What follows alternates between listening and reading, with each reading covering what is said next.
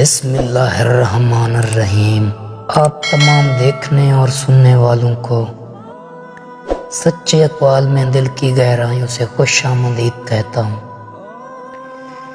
ایک بادشاہ تھا جس کے دور حکومت میں چوروں کا بہت زور چل رہا تھا۔ بادشاہ اس کی وجہ سے بہت پریشان تھا اور چوروں کو پکڑنے کے لیے ایک عجیب ترتیب نکالی۔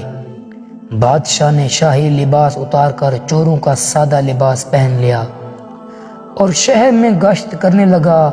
ایک جگہ پر دیکھا کہ بہت سے چور اکٹھے بیٹھے ہوئے آپس میں باتیں کر رہے تھے، تو بادشاہ بھی ان میں بیٹھ گیا۔ چوروں نے پوچھا کہ تم کون ہو؟ تو بادشاہ نے کہا کہ میں بھی تم جیسا ہوں۔ چوروں نے سمجھا کہ یہ بھی کوئی چور ہے۔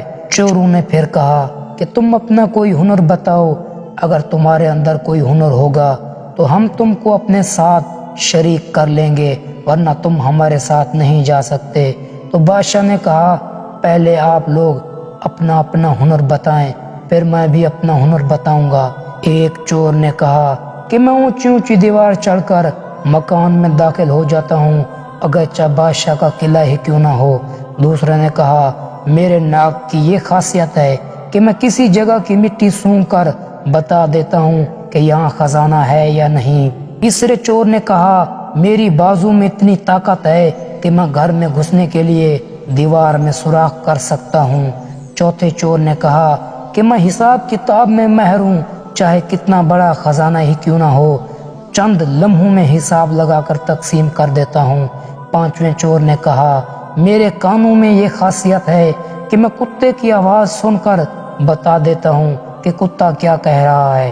چھٹے چور نے کہا میری آنکھوں میں یہ خاصیت ہے کہ میں جس چیز کو رات میں دیکھ لیتا ہوں پھر دن میں اس کو پہچان لیتا ہوں۔ اب بادشاہ نے کہا میری داڑھی میں یہ خاصیت ہے کہ جب مجرم کو پھانسی کے پھندے کے حوالے کیا جاتا ہے اس وقت اگر میں اپنی داڑھی پر ہاتھ پھیروں تو مجرم پھانسی کے پھندے سے بچ جاتا ہے۔ کیونکہ یہ بادشاہ تھا تو اس نے ایک خاص اندازے سے اپنا ہنر اور کمال بیان کیا۔ سارے چور یہ بات سن کر خوش ہوئے اور کہنے لگے کہ آپ چوروں کے سردار ہیں، جب ہم کسی مصیبت میں پھنس جائیں گے تو آپ ہی کے ذریعے ہم کو ضمانت مل سکتی ہے۔ پھر سب نے مشورہ کیا اور طے کیا آج بادشاہ کے محل سے چوری کی جائے، اس لیے کہ آج سے چھڑانے کے لیے داڑھی والا موجود ہے۔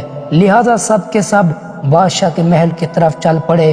راستے میں کتا بھونکا تو کتے کی آواز پہچاننے والے نے کہا یہ کتا کہہ رہا ہے کہ ہم میں سے ایک بادشاہ ہے، لیکن چور پھر بھی چوری کے ارادے سے باز نہ آئے اور بادشاہ کے محل سے چوری کر کے نکل گئے اور خزانہ لوٹ کر جنگل کی طرف آئے۔ وہاں بیٹھ کر ماہر حساب نے حساب لگا کر چند منٹوں میں سامان تقسیم کر دیا۔ تو بادشاہ نے کہا